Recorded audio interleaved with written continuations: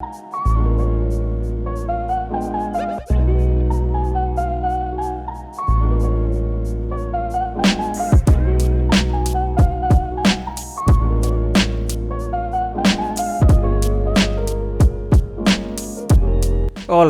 so by now, you guys must be aware about the latest OxygenOS 10.5.10 update for the OnePlus Nord.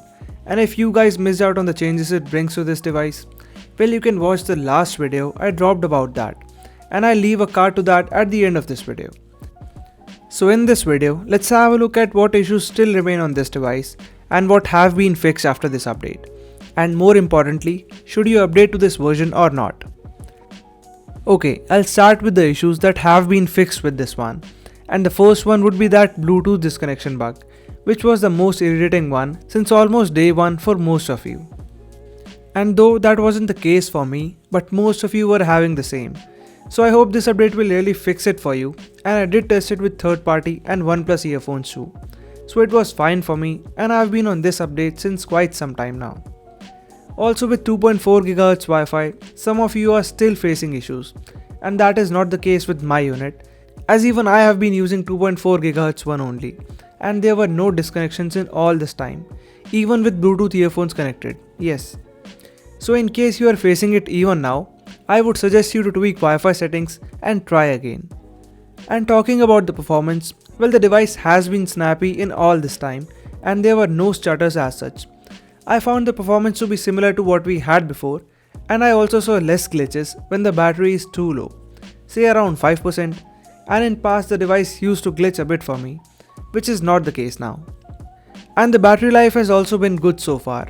I guess many of you had battery drain issues with the past versions, which I had too, but the last couple of updates and even this one has been consistent so far, and I could manage around 7 hours of screen on time with some streaming, games and calls, which is pretty much the standard usage for me. And also the overnight drain is close to 1 to 3% with Wi-Fi on all the time, so that is also nice, I guess.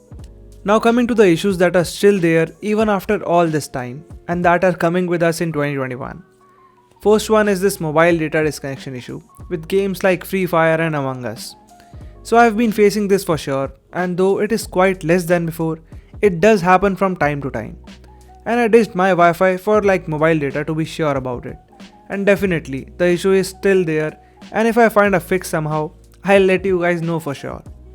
Next one would be the issues with Google app, and definitely there is an issue with mobile data, as the app just fails to refresh, which is kind of bad, and it only happened on mobile data, not on Wi-Fi.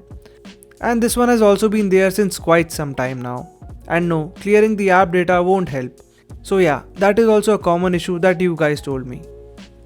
Next issue that I feel, or call it a necessity, and that is with this front facing camera. So the image processing is really bad, and the exposure hasn't been fixed since day one. And this is one of the weakest point of this device. The images with front facing camera lack detail and have softening effect even with the beauty mode turned off. And to be honest, it looks really bad. Though I don't think it will be improved much with software updates, but hopefully OxygenOS 11 does some magic whenever it comes in 2021. And apart from the above mentioned issues, I don't see anything else as such, and things are usable for the most part. Lastly, the latest security patch is always a good thing to have, and glad to see the brand keeping up the promise. And before I sign off, here are the Geekbench and AnTuTu scores after this update. So the OnePlus Nord now scores 621 in single core and 1932 in the multi-core department on Geekbench. Also on AnTuTu, it scores 3,21,391 points, and as usual, this does not reflect how well the device will perform, but take this as a reference only. Now coming to the answer to your question, if you should update to this version or not. Well, I think you should definitely update to this version, and for what it's worth, at least the Bluetooth issue is gone now, and I hope the other issues will get fixed soon with the next major update for this device. So that's it for this video and the last one for 2020. Do like this video if it helps you out, and subscribe if you haven't already, and I'll see you in the next one.